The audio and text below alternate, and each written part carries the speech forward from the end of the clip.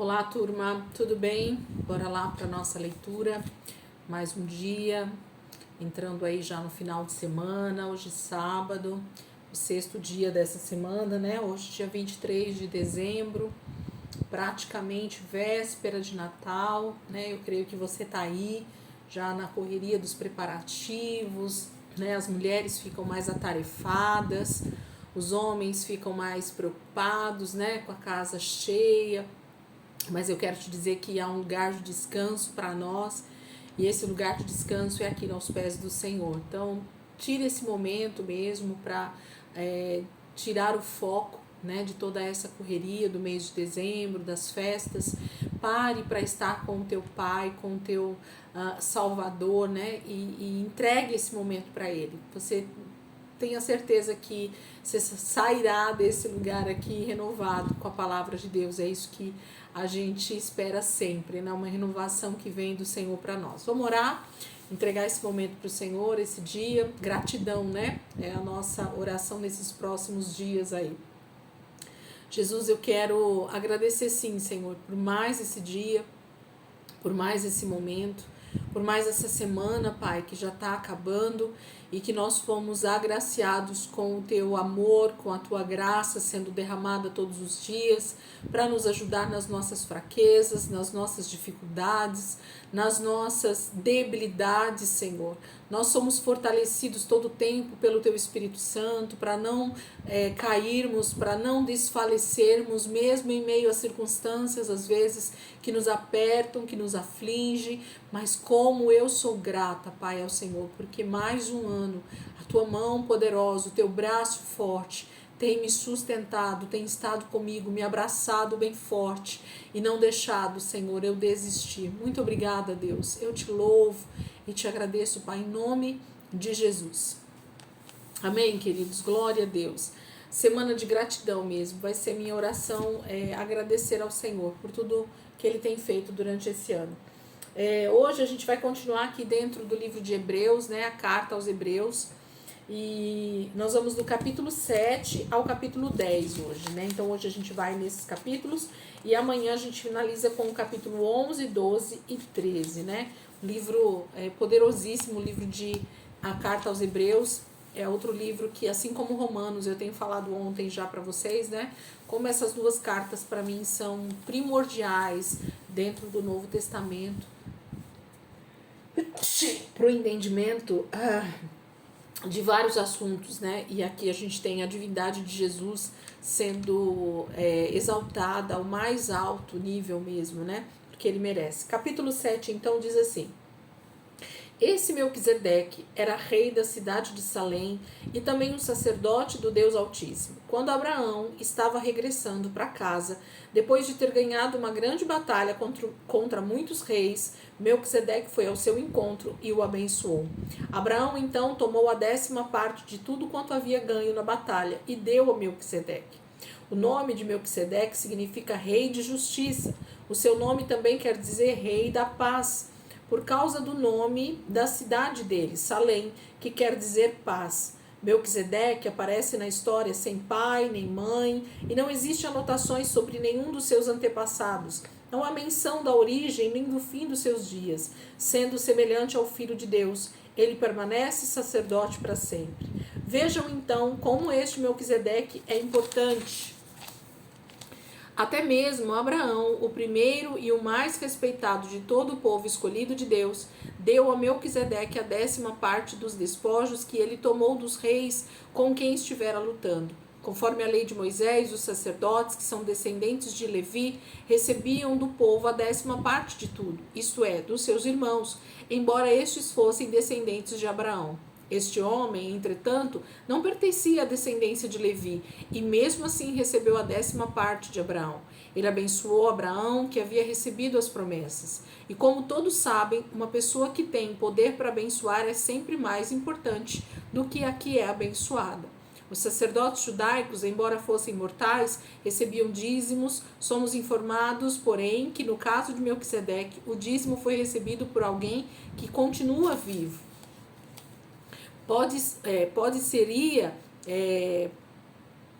poder-se-ia dizer que o próprio Levi, o antecessor de todos os sacerdotes judaicos, de todos os que recebem dízimos, pagou o dízimo ao Melquisedeque por meio de Abraão.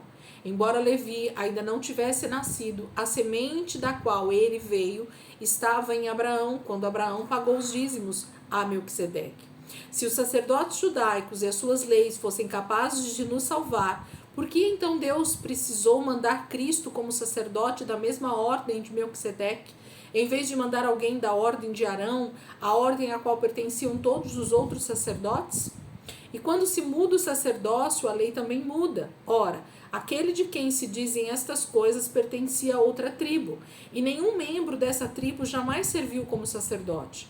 Como todos sabemos, o nosso Senhor é descendente da tribo de Judá, que não havia sido escolhida para o sacerdócio. Moisés nunca lhes dera aquele serviço. Portanto, podemos ver claramente que o método divino mudou, pois Cristo, o novo sumo sacerdote que veio da ordem de Melquisedeque, não se tornou sacerdote satisfazendo a antiga exigência de pertencer à tribo de Levi, mas de acordo com o poder que deriva de uma vida que não pode acabar.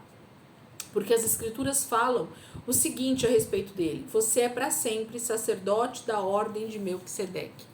Assim, o antigo sistema de sacerdócio baseado no parentesco foi cancelado, porque era fraco e inútil para salvar o povo.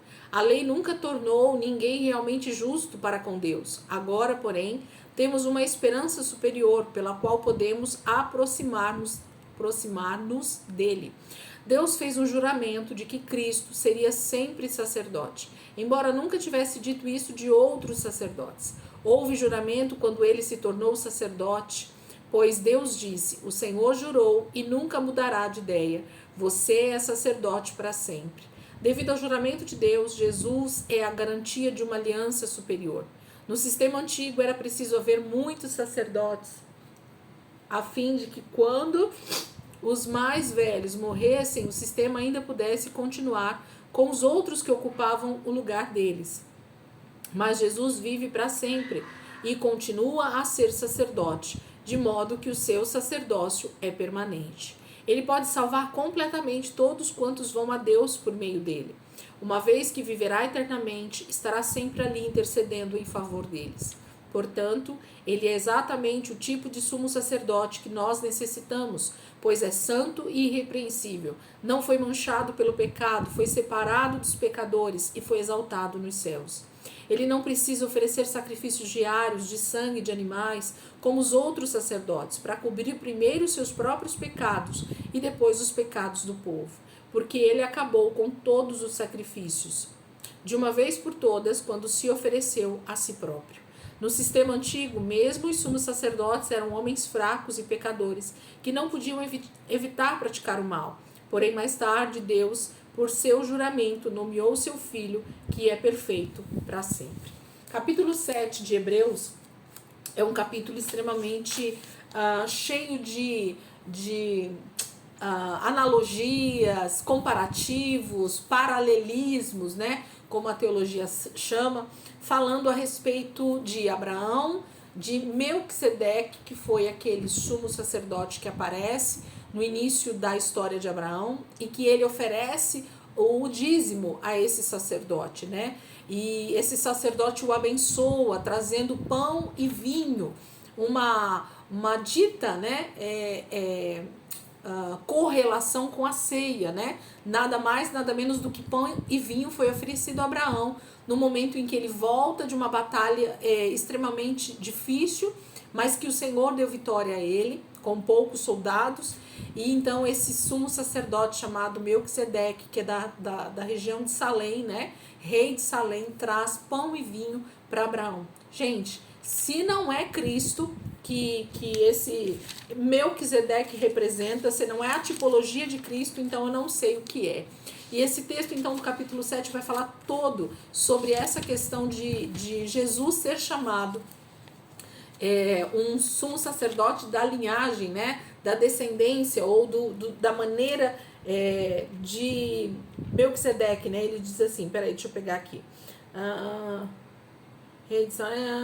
Deixa eu ver onde está escrito, gente, que eu queria falar exatamente como está. Da ordem. Você é para sempre sacerdote da ordem de Melquisedeque. Então, o que isso quer dizer? Que Jesus teria vindo da mesma linhagem de Melquisedeque, ou ele é uma representação justamente do próprio Cristo ali, sendo uma tipologia ou uma teofania, né? Melquisedeque ali estava justamente como o próprio Cristo, recebendo esse dízimo de Abraão e abençoando a vida de Abraão. É poderoso, é um texto extremamente forte que a gente às vezes tem que mergulhar um pouquinho mais fundo e entendendo as frases que o autor aqui dessa carta aos Hebreus está falando, para que a gente possa entender um pouquinho mais esse texto. Capítulo 8.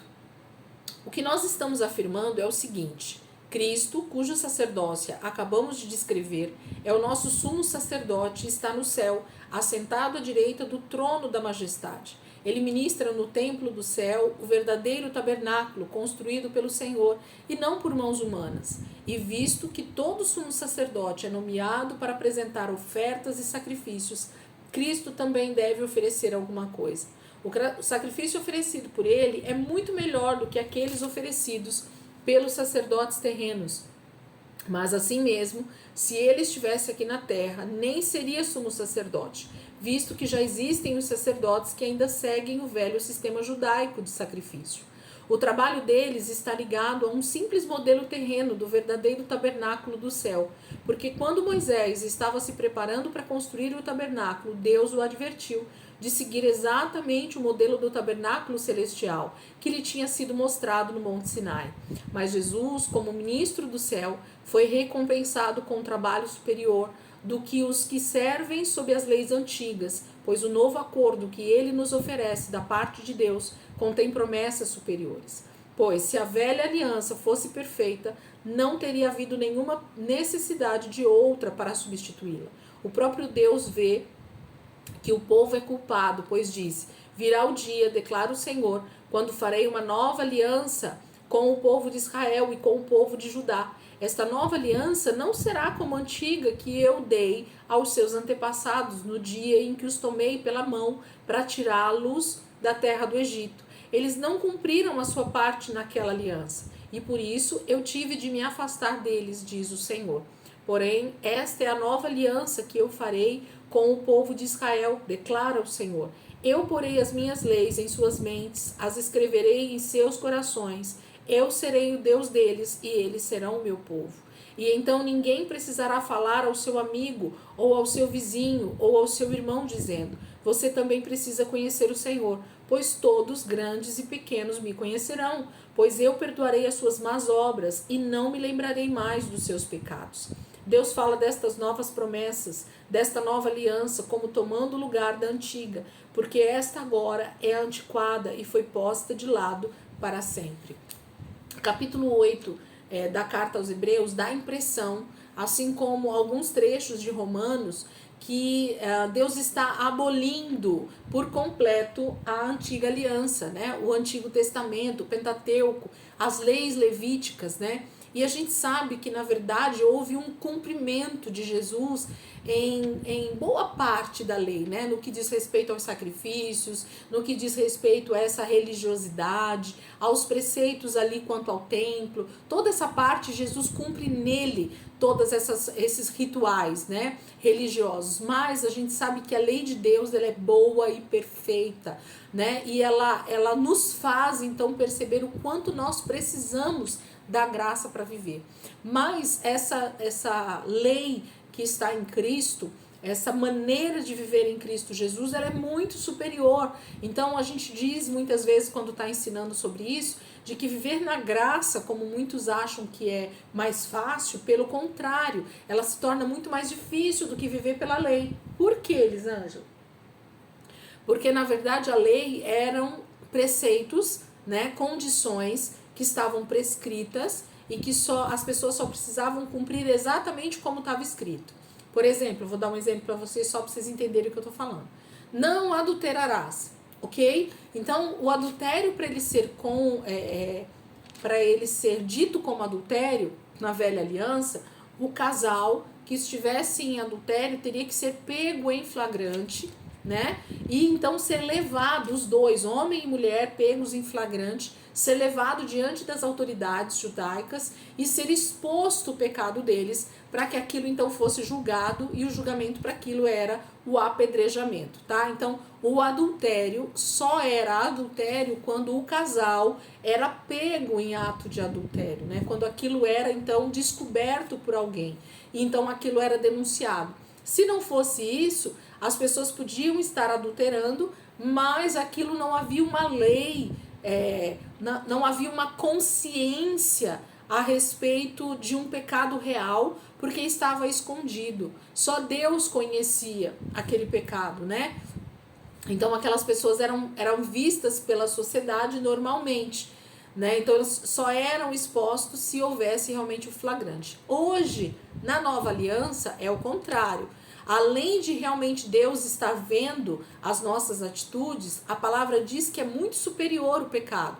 Por quê? Jesus diz que se nós tivermos os pensamentos pecaminosos contra o nosso marido e a nossa esposa, se nós olharmos, no caso das mulheres, para um homem com atitudes de desejo, nós já estamos adulterando, nós já estamos traindo o nosso marido. Os homens, se eles olharem para uma mulher com atitudes de desejo, eles já estão cometendo adultério. Por quê? Porque na verdade tem a ver muito mais com uma mentalidade de obediência do que uma atitude simplesmente, né?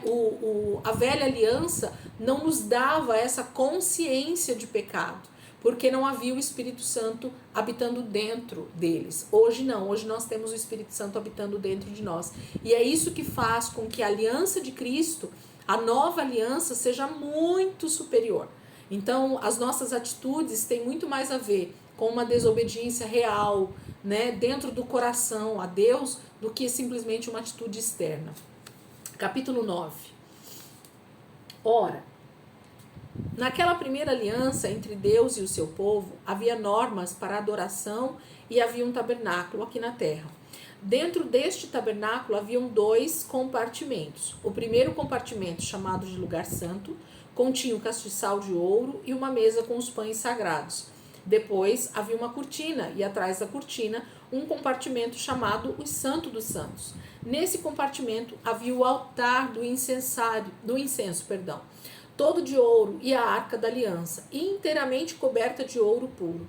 Dentro da arca estavam as tábuas da aliança, um vaso de ouro com um pouco de maná e a vara de Arão que floresceu.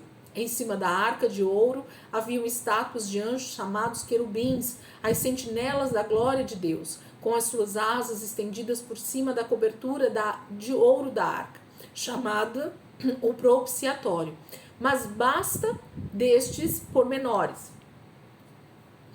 Bem, quando tudo estava preparado, os sacerdotes entravam e saíam regularmente do lugar santo do tabernáculo para fazer o seu trabalho. Mas somente o sumo sacerdote entrava no Santo dos Santos apenas uma vez por ano, completamente só, e sempre levando o sangue do sacrifício que ele salpicava sobre o propiciatório, como uma oferta a Deus para cobrir seus próprios pecados e os pecados que o povo havia cometido por ignorância. E o Espírito Santo utiliza tudo isso para nos mostrar que, sob o sistema antigo, o povo não podia entrar no Santo dos Santos enquanto ainda estivesse em uso o primeiro tabernáculo. Isso tem um ensinamento importante para nós nos dias de hoje, porque no sistema antigo ofereciam-se ofertas e sacrifícios, porém estes não conseguiam purificar o coração do povo que os oferecia, pois o sistema antigo tratava somente de certas cerimônias relacionadas a comida, bebidas e purificação com água.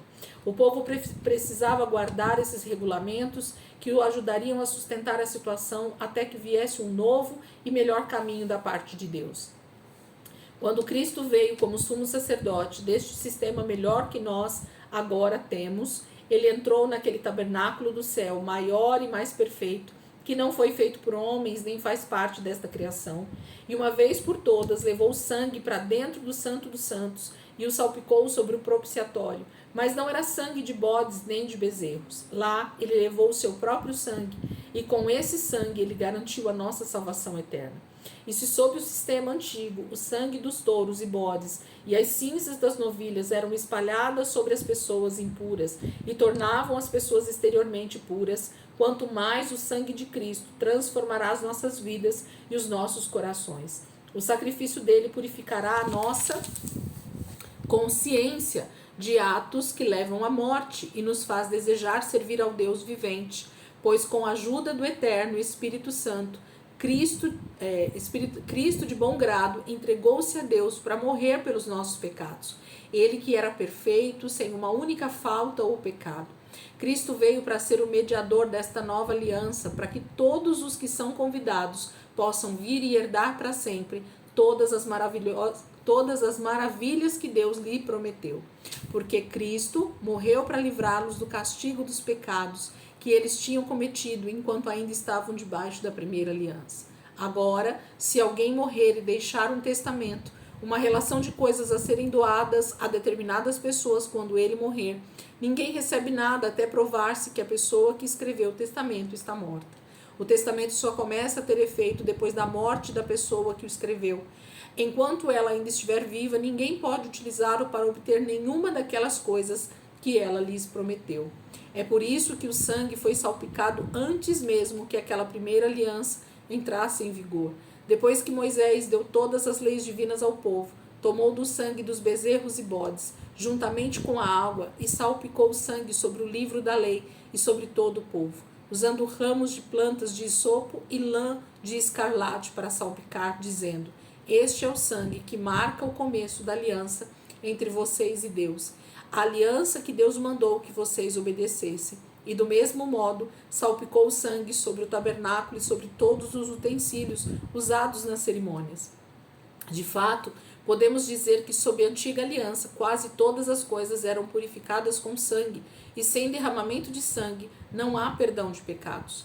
É por isso que essas coisas aqui na terra e tudo quanto se achava nela, tudo copiado das coisas que estão no céu, tinham de ser purificadas dessa maneira, salpicando tudo com o sangue de animais. Mas as coisas reais do céu, das quais estas daqui de baixo são simples cópias, foram purificadas com ofertas muito mais preciosas. Porque Cristo entrou no próprio céu, a fim de aparecer agora diante de Deus em nosso favor. Não foi no lugar terreno de adoração que ele fez isso, porque aquilo era simplesmente uma cópia do templo real que está no céu. Não, porém, para se oferecer muitas vezes, como sumo sacerdote aqui na terra, oferecia o sangue de animais anualmente no Santo dos Santos. Se isso tivesse sido necessário, então Cristo teria de morrer muitas vezes, desde o princípio do mundo. Mas não, quando chegou o tempo certo, ele veio uma vez por todas, a fim de afastar para sempre o poder do pecado, mediante o sacrifício de si mesmo. E tal como está determinado que os homens morram só uma vez, e depois disso vem o julgamento, assim também Cristo morreu uma vez só, como uma oferta pelos pecados de muitos, e ele virá de novo, porém não para tratar dos nossos pecados novamente. Dessa vez ele virá trazer salvação a todos quantos estão pacientemente esperando por ele. Capítulo 9 fala sobre essa questão do sacrifício de Jesus ser muito superior, né, aos sacrifícios de animais que eram feitos no tabernáculo de Davi, no tabernáculo de Moisés, de Salomão, né, e o quanto isso tem toda uma realidade espiritual e ao mesmo tempo física, né. Moisés construiu o tabernáculo no deserto baseado numa visão ou numa planta que o próprio Deus deu para ele, de acordo com o tabernáculo que está no céu. Gente, isso é tão poderoso, tão simples, tão maravilhoso nós vermos isso escrito na palavra de Deus. Não sei se você já tinha lido esse capítulo de Hebreus, se você tinha percebido que tudo isso estava escrito aqui, mas eu muitas vezes me alegro de como a palavra de Deus ela é completa, de como Deus está falando as coisas com a gente, e basta que a gente medite, basta que a gente reflita, que a gente realmente se aprofunde na palavra e nós vamos encontrar tesouros maravilhosos do que Deus quer nos ensinar. Isso é poderoso demais, né? Isso tem um poder magnífico em saber que Deus fez todas as coisas baseadas no que já existe no céu, Tudo aquilo que nós vemos na terra tem um princípio eterno, começou em Deus, tem um princípio nele. Isso é maravilhoso. Capítulo 10, para nós fecharmos a leitura de hoje. O antigo sistema das leis judaicas deu apenas uma fraca amostra das coisas boas que Cristo faria por nós. Nesse antigo sistema, os sacrifícios se repetiam muitas vezes, ano após ano. Porém, mesmo assim, eles nunca puderam salvar aqueles que viviam debaixo desses regulamentos. Se isso fosse possível, uma oferta só teria sido suficiente. Os adoradores teriam sido purificados de uma vez por todas e seu sentimento de culpa teria desaparecido. Mas aconteceu justamente o contrário. Aqueles sacrifícios anuais lembravam-lhes a desobediência e a culpa deles, em vez de aliviá-los, porque é impossível que o sangue de touros e de bodes tire pecados. Foi por isso que Cristo disse quando veio ao mundo: ó Deus, o Senhor não quer sangue de animais ou ofertas de cereais, mas o Senhor me preparou um corpo, a fim de que eu o deposite como sacrifício sobre o seu altar. O Senhor não se satisfez com o sacrifício dos animais mortos e queimados como ofertas pelo pecado. Então eu disse: eis que eu vim para depositar a minha vida, justamente como está escrito no livro ao meu respeito. Vim para fazer a sua vontade, ó Deus. Depois que Cristo disse isso, a respeito de não ficar satisfeito com os vários sacrifícios e ofertas que o antigo sistema exigia, acrescentou: aqui estou, vim para fazer a sua vontade. Ele cancela o primeiro sistema em favor de outro muito melhor. Neste novo plano, nós fomos perdoados e purificados pelo sacrifício de Jesus Cristo, ao morrer por nós uma vez por todas. Segundo a antiga aliança, os sacerdotes permaneciam diante do altar dia após dia, oferecendo sacrifícios que jamais podiam tirar os nossos pecados. Mas quando esse sacerdote entregou-se a si mesmo, a Deus, pelos nossos pecados, como um único sacrifício, de uma vez para sempre, assentou-se no lugar de maior honra à direita de Deus, esperando que seus inimigos sejam postos debaixo dos seus pés, pois por meio daquele único sacrifício ele tornou perfeitos para sempre aos olhos de Deus todos quantos ele está santificando. E o Espírito Santo também testifica que isso é assim, porque ele disse: esta é a aliança que eu farei com o povo de Israel, embora eles tenham rompido a primeira aliança, diz o Senhor. Porei as minhas leis em seus corações e as escreverei em suas mentes. E depois ele acrescentou: nunca mais me lembrarei dos seus pecados, nem das suas maldades. Ora, onde os pecados já foram perdoados de uma vez para sempre, não há necessidade de oferecer mais sacrifícios por eles. E assim, queridos irmãos, por causa do sangue de Jesus, nós agora podemos entrar no Santo dos Santos. Este é o caminho novo, recém-aberto e vivificante que Cristo nos franqueou por meio da cortina, isto é, do seu corpo humano. E visto que esse nosso grande sumo sacerdote governa sobre a casa de Deus, vamos diretamente ao próprio Deus, com um coração sincero e uma fé firme, com a consciência limpa da culpa, confiando plenamente que ele nos receberá, porque o sangue de Cristo já foi salpicado em nós para nos purificar e porque já fomos lavados com a água pura. Agora podemos aguardar a salvação que Deus nos prometeu. Já não há mais lugar para dúvida, pois aquele que prometeu é fiel. Em reconhecimento por tudo quanto ele fez por nós, vamos procurar animar uns aos outros a sermos amorosos e praticarmos o bem. Não descuidemos dos nossos deveres na igreja, nem das suas reuniões, como algumas pessoas fazem, mas animemo-nos a nós, admoestemo-nos uns aos outros, especialmente agora que o dia da sua volta está se aproximando. Se alguém viver deliberadamente em pecado, depois de ter conhecido a verdade, nenhum outro sacrifício poderá solucionar essa situação. Restará apenas uma terrível expectativa de juízo e de fogo intenso, que destruirá todos os inimigos de Deus. O homem que se recusasse a obedecer às leis dadas por Moisés era morto sem misericórdia se houvesse 2 ou 3 testemunhas do seu pecado. Imaginem como será muito mais terrível o castigo daqueles que desprezaram o Filho de Deus e trataram o sangue purificador da aliança como se fosse comum e profano, e insultaram o Espírito Santo que traz a graça de Deus ao seu povo. Porque conhecemos aquele que disse: a vingança me pertence, eles receberão a minha retribuição, e aquele que disse também: o Senhor mesmo julgará o seu povo. É uma coisa terrível cair nas mãos do Deus vivo. Não se esqueçam nunca daqueles dias maravilhosos quando vocês ouviram de Cristo pela primeira vez. Lembre-se de como vocês perseveraram no Senhor, mesmo que isso significasse muita luta e sofrimento. Algumas vezes vocês foram escarnecidos e passaram por tribulações, e outras vezes vocês acompanharam e sofreram juntamente com os outros que estavam padecendo as mesmas coisas.